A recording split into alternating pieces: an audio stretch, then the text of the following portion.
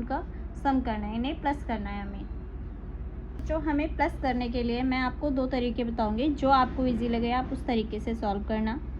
जैसे मान लो हमारे पास जब भी हमने एक रूल पढ़ा था कि जब भी हमें 2 रैशनल नंबर दे रखे हैं उनके अगर बेस सेम होंगे तो हमारे लिए क्या हो जाएगा, वो ईजी हो जाता है। जैसे कि हमने पढ़ा था if a upon B plus करना है c अपॉन बी से, तो हम क्या कर देंगे, एक बार हम b लिख देंगे, ठीक है, और क्या कर देंगे हम a प्लस c कर देंगे। यही पढ़ा था, लेकिन हमारा यहाँ पर रूल तो फॉलो नहीं हो रहा है इससे।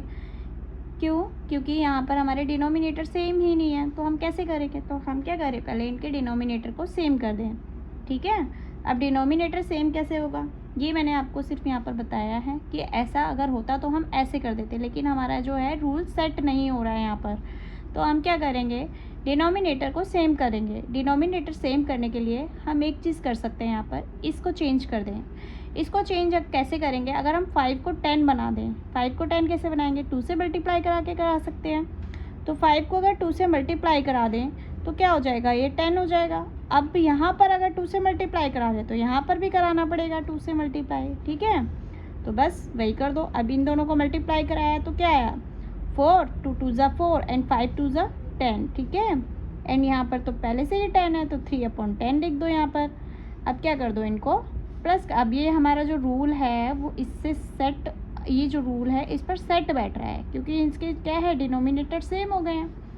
डिनोमिनेटर सेम है तो एक बार लिख दो, डिनोमिनेटर 10 लिख दिया हमने, ठीक है। एंड ऊपर वाले को हमने प्लस कर दिया, 4/3 यानी कि 7/10 आ गया। एक तो हो गया हमारा ये तरीका। एक तरीका ये भी है जो मैं आपको बता रही हूँ,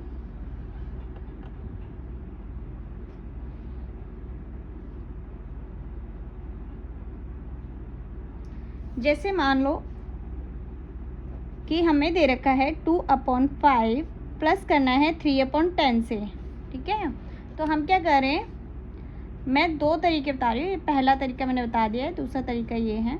हमने क्या करना है, इन दोनों का एलसीएम लेना है। 5 और 10 का एलसीएम क्या होगा, 10 ही होता है, ठीक है।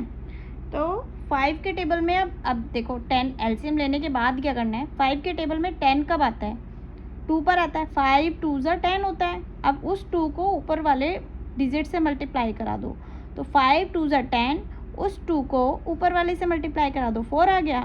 फिर 10 1 ज़ा 10, 1 को ऊपर से मल्टीप्लाई कराया, 3 आ गया। तो हमारा ये क्या हुआ, 7/10, ठीक है। एक ये तरीका है, एक ये तरीका है, दोनों में से जो आपको समझ में आए आप वो कर लेना। फिर आते हैं हम सेकेंड पर, 2 के सेकेंड पार्ट पर। 2 का सेकेंड पार्ट है 7/12 प्लस 5/8, ठीक है। इसको प्लस करना है, या तो आप एलसीएम वाले तरीके से कर लो या फिर कॉमन करने के जो आपको डिनोमिनेटर सेम करना है उस तरीके से कर लो। तो हम क्या करेंगे, पहले डिनोमिनेटर सेम कर लेते हैं। डिनोमिनेटर सेम करने के लिए देखो यहाँ पर 12 है, यहाँ पर 8 है, तो हम क्या करें, या तो हम एक ऐसी संख्या सोचते हैं जो दोनों के टेबल में आते हैं। जैसे 24 है, 24 12 में भी आती है, 24 8 में भी आती है। तो हम यहाँ पर 24 लाने के लिए 12 को 2 से मल्टीप्लाई करेंगे, यहाँ पर 8 को 3 से मल्टीप्लाई करेंगे, यही ठीक है। तो दोनों में 24 आ जाएगा। अगर हम नीचे जिस संख्या से मल्टीप्लाई करते हैं ऊपर भी उसी से करनी पड़ती है। यहाँ पर 3 से करेंगे तो यहाँ पर 3 से, यहाँ पर 2 को तो यहाँ पर भी 2 से।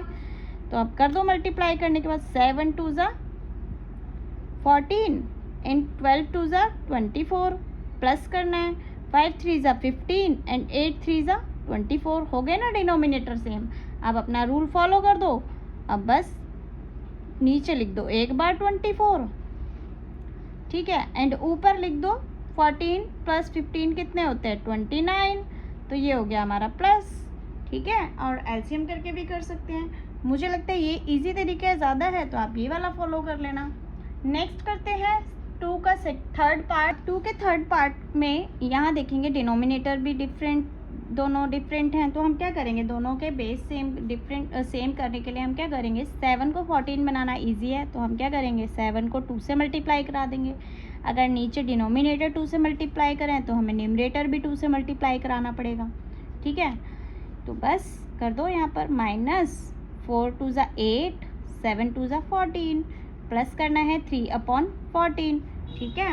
अब डिनोमिनेटर सेम हो गए तो हमने एक बार लिखा 14 एंड इनको क्या कर दो यहाँ -8 + 3। अब देखो अगर हमारी कोई भी जो संख्याएं हैं वो एक माइनस में हो और एक प्लस में हो तो हम क्या करते हैं, माइनस करते हैं। ठीक है, हमें क्या करना पड़ता है, माइनस करना पड़ता है। तो 8 में से 3 गए 5। ठीक है, अब साइन कौन सा लगेगा, साइन वही लगता है जो हमेशा बड़ी डिजिट पर होता है। साइन कौन सा लगता है, जो बड़ी, इन दोनों में से बड़ी डिजिट कौन सी, 8 है, तो हमने लगा दिया साइन माइनस का। क्योंकि बड़ी डिजिट पर जो साइन है वही लगाना है, बड़ी डिजिट पर माइनस का साइन, तो हमने माइनस लगाया एंड अपॉन 14। ठीक है, तो ये हमने कर दिया एडिट।